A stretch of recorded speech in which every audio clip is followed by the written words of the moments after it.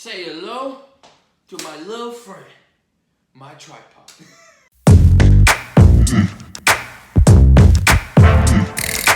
Good morning, everybody. It is 7:02 a.m. on a Monday, and the reason we're starting to vlog in the lobby of my hallway, where's my car? There it is because I overslept today. That's the truth.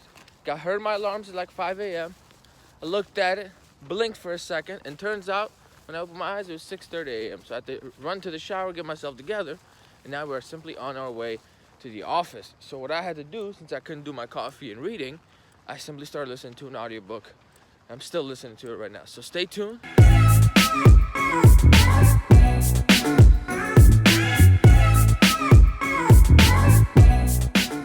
All right, people, we have made it to the office. It is something around the realm of 7:27. I got a full tank of gas in between, and now we're gonna get to the office and get straight to work.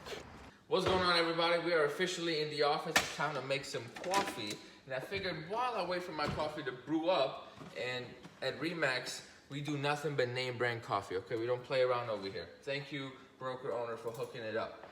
Anyhow, I wanted to tell you about a multiple offer situation we were in over the weekend and how we were able to come in $5,000 below ask, which is $5,000 less than what the bare minimum the seller needed to actually be able to close and still win.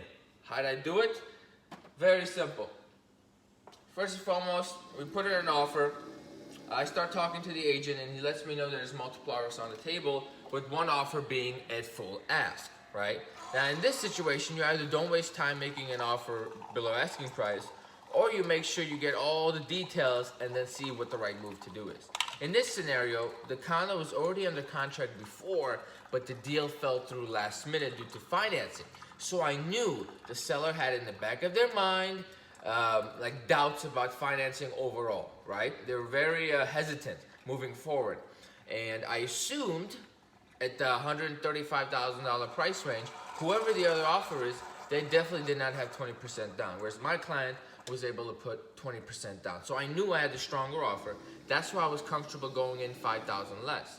The agent had informed me, hey, we need at least $135. That was the price it was listed for, because the seller has a mortgage on it and she can't bring any more money to the table. I'm like, okay. So me being a decent agent that I am, I check the tax records, I figure out exactly how much she has left on her mortgage, I do the math, and when I submit my offer, I explain to the listing agent, look, we're gonna come in at 130, which is a little bit less than you expected, but it's a 20% down, guaranteed close quickly, so you still have time to buy that house you're looking to buy. And on top of all of that, let me do some math for you. At 130, your seller still walks away with a few $100s in their pocket. Now, the chances are they didn't necessarily do that math beforehand, and they were assuming how much money they were going to walk away with. But that little hint of information actually helps them out a lot, and I think that's what really eventually won us the deal.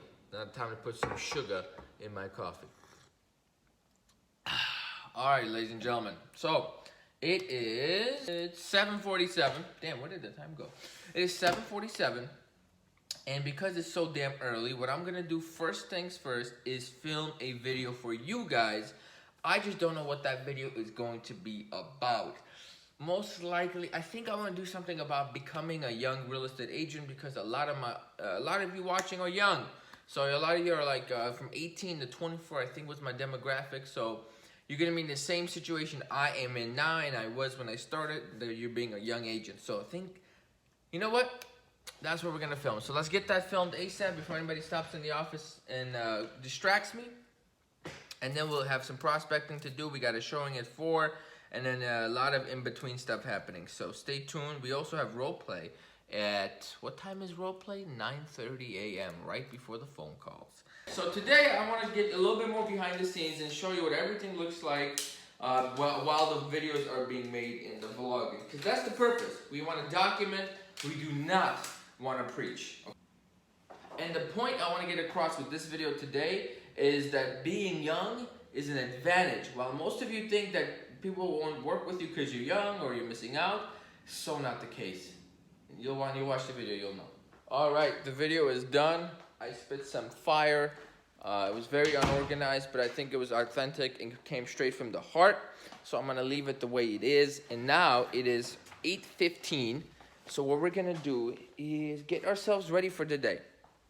We have a showing set up later around 4 o'clock, and we have to make sure that we figure out who we're gonna call today, get that list up, look up some houses for my buyers, make sure all the deals I have under contract are, you know, where they need to be, talk to everybody I need to talk to, and go from there. So stay tuned, and I'll see what I can show you as we get the day. All right, everybody, it is 10:31 a.m. I'm a little bit late on the cold calling after role play. I had to do some small minor things like schedule an inspection, talk to a couple of clients, all that good stuff.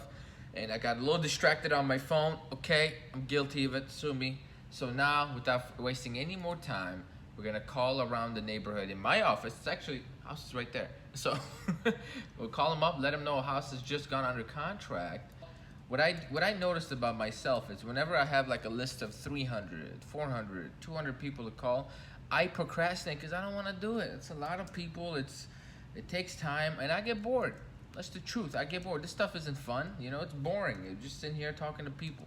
My little workaround for it has been, there's no way this is the right house. My little workaround for it has been is to, instead of having to spend 3 days prospecting and just call 200-300 people a day, now I just spend 5 days prospecting and I call 100 people a day. That's about 1 hour of prospecting if you have the triple line dollar, which I have. So I'm just kind of using the resources, understanding who I am as a person, and adapting to it as time goes by. You know, some agents say prospect 5 hours a day. I am not about that life because I would shoot myself. Now here we go. The phone is dialing. I'm nervous. Can you believe I still get nervous?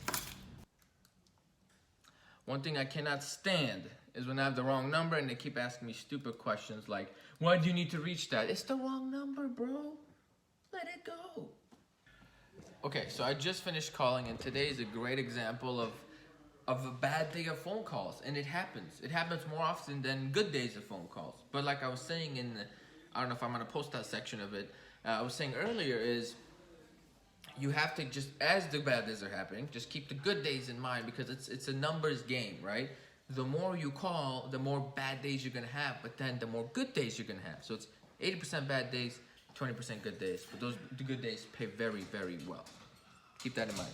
Okay, we're done with the prospecting talk. Now it's time. We got a new lead yesterday. A friend of mine has referred me a new buyer who's lost, who's all over the place. So we're gonna call him right now, get an idea what he's looking for, and invite him over to the office with the family so we can, you know, do the buyer consultation like I always said, set expectations, create a process, and go from there. Okay, so today just got real, and this is a fantastic story to share with you guys so you get a real behind the scenes of how it actually works.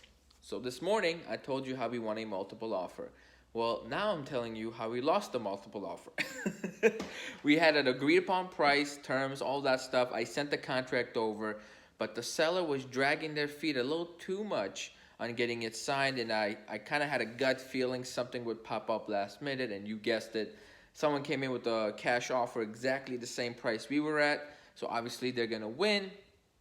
So that deal is off the table, and just like that, 2-3 grand is out the pocket. So I just wanted to share that, you know, some of the bad things that happen, it's not the end of the world, it's just a deal falling through. You go find another one, then you go find another one. But if you find enough, let's say if you have 5 deals and one falls through, it's not a big deal. So you want to be a real estate agent. Now, what are you doing right now, Chris? Tell the people what you're doing. You got to pay your dues, man. You got to pay your dues. And how much you paying today? Way too much. It's a good answer, folks. It's a good answer, right? Today we have to pay, so you pay every quarter, but it's a different amount you pay each quarter. Right now we have to pay $215 for this quarter, due tomorrow, September 24th. And then by December 1st, we also have to pay $655. Those are some different dues. Overall, it ends up being somewhere in the realm of $1,200 to $1,500 a year, which it's annoying to pay, but we understand it's a business expense, and we all pay. Isn't that right, Chris? Unfortunately, man, yeah. That's right. By the way, folks, meet Chris, one of my favorite agents in the world, and then meet me, my favorite agent in the world. Now we got to get to the showing. So we're gonna end the video here. I'm at the cigar lounge, as you can see, because I got some thinking to do about how I want to approach the next few months coming up in the quote off season. I'm a little nervous, I'm anxious, and I can't decide what I want to do. So it's driving me crazy. And the only place I know that I can think clearly is the cigar lounge. So let's go get us a cigar. Have a great night, guys. I might mix this in with the vlog tomorrow, or I might not. I don't know. So however you're seeing it, enjoy it.